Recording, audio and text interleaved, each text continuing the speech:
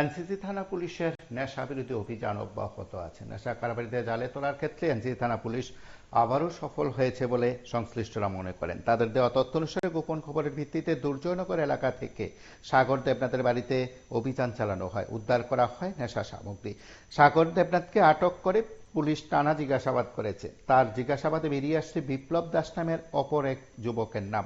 দুজনকে পুলিশ গ্রেপ্তার করে আজ আদালতে সোপর্দ করার কথা জানিয়েছেন এনসিসি থানার তরফে দায়িত্বপ্রাপ্ত অফিসার প্রাজিত মালাকার।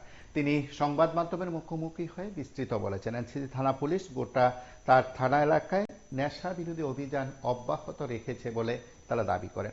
আমরা একবার শুনবো সাগর এবং বিপ্লবকে জালে তোলার প্রেক্ষাপট কি, তাদের জিজ্ঞাসাবাদ করে কি কি উদ্ধার করা হয়েছে এবং নেশা সামগ্রী উদ্ধারের পাশাপাশি পুলিশের কি বক্তব্য এই বিষয়ে এবং আগামী দিনে পুলিশ কি করবেন সে বিষয়ে একটু কথা শুনবো।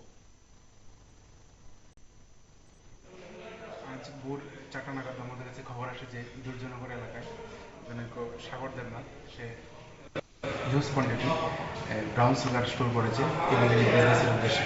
সে অনুযায়ী আমরা একটা ইনফরমেশনটাকে কভার করি এবং আমাদের পুলিশ অফিসার নিয়ে পৌঁছাই এবং তার বাড়িতে নিয়ম মাফিক রেড করি এবং রেড করার পর সার্চ করে তাদের বাড়ি থেকে প্রায় 6 গ্রাম হিরোইন পাওয়া যায় এবং বেশ 100টা মতো খালি কৌটো পাওয়া যায় এবং কিছু টাকা পয়সা পাওয়া যায়। এগুলি আমরা সিজ করি এবং তার কথার ভিত্তিতে তার সঙ্গে আরেকজন বিপ্লব দেবনাথ, তাকে আমরা অ্যারেস্ট করি, থানা নিয়ে আসি এবং আমরা একটা এনডিপিএস কেস রেজিস্টার করছি। তাদেরকে আমরা কোর্টে পাঠাবো, পুলিশ মানছে। কত টাকার মাল? 4,280 টাকা পাওয়া গেছে। বাড়িটা কোন জায়গাতে? তাদের বাড়ি দুজনগর, রাত্রে 4টা 30 নাগাদ। এমনি কি করে মানে আসলে সে এমনি নর্মালি টমটম চালায় এবং এই টমটম দিয়ে ফেরি করে করে ড্রাগস বিক্রি করে। আপনারা শুনলেন সেখানে পুলিশের অভিযান সম্পর্কিত বিষয়ে। আগরতলার সবকটি থানায় নেশা বিরোধী অভিযান জারি রেখেছে, কিন্তু প্রশ্ন একটি, আসল নেশা কারবারিরা কেন গ্রেপ্তার হচ্ছে না? তাদের বিরুদ্ধে থানা পুলিশ কি অভিযান চালাবে না? থানা পুলিশ কি অভিযান চালায় না কেন?